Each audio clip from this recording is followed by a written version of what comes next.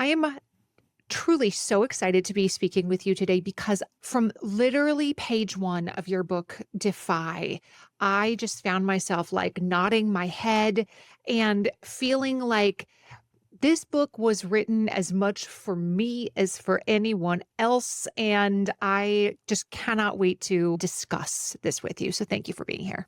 It's an absolute pleasure. I can't wait to have our conversation. Your book is about defiance in a world that demands compliance.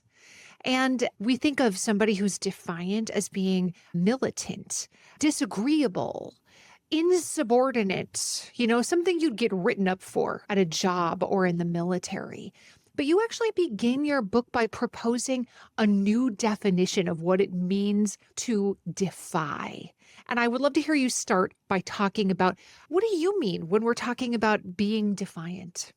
What's interesting here is that we end up equating being compliant with being good and defiant with being bad. And as you said, being defiant, it's not a nice label to have for a lot of people. We think it has this negative connotation to it. But I got really fascinated by looking at compliance, wondering why I struggled with it so much and how other people had an easier time being defiant. And when I delved in further, I saw that this amount of compliance can cause serious problems. So I started to wonder, is it sometimes bad to be so good? What do we sacrifice by always trying to be so compliant? And my definition of defiance is that to defy is to act in accordance with your own true values when there is pressure to do otherwise. So we transform it into this proactive, positive force in society. Because if you think about it, all our individual actions of consent and dissent and compliance, they create the society that we live in. So it affects our lives, our communities, our workplaces. You talk in the book, too, about a scenario that is very famous in the United States now involving George Floyd and about the two police officers who were brand new on the job, who complied with the orders of Derek Chauvin to go along with what they did to George Floyd. They just went along with it. They obeyed. Yes. As a student of history, I can think of dozens of examples of people throughout history who just complied.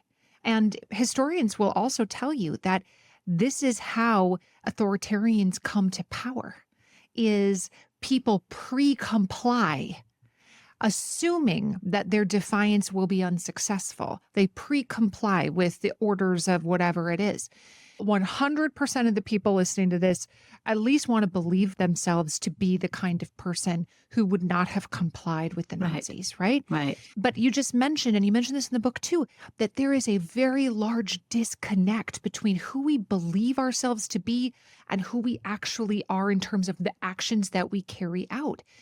Why is that? What is it that makes us comply with things we know are not right?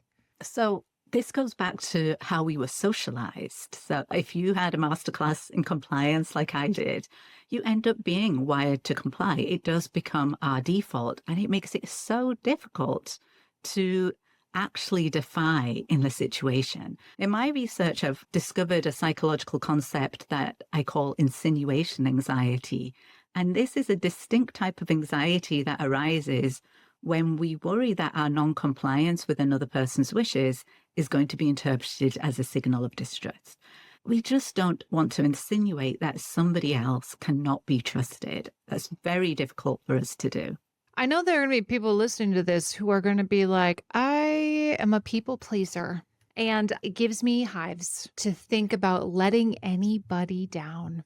Even if I believe it is aligned with my own values, the idea of saying no, of defying something. Yes. What would you say to those people? There's a wonderful quote that I think really brings this home. We don't rise to the level of our expectations, but we fall to the level of our training. It's this aspect of training that's really important. And we're not often given that level of training. We get trained on how to comply. We don't get trained on how to defy. What do you hope that somebody remembers when they close the last page of this book?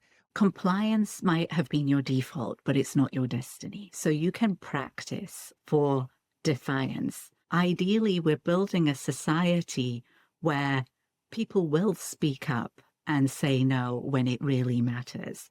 And defiance doesn't only transform you in making you more your authentic self, and it is very powerful, but it also changes the people around you, and it develops neural pathways, so it makes it a little bit easier next time. My hope is this book is going to make defiance accessible to everyone, so we can all become moral mavericks. And live in accordance with the values we have written down.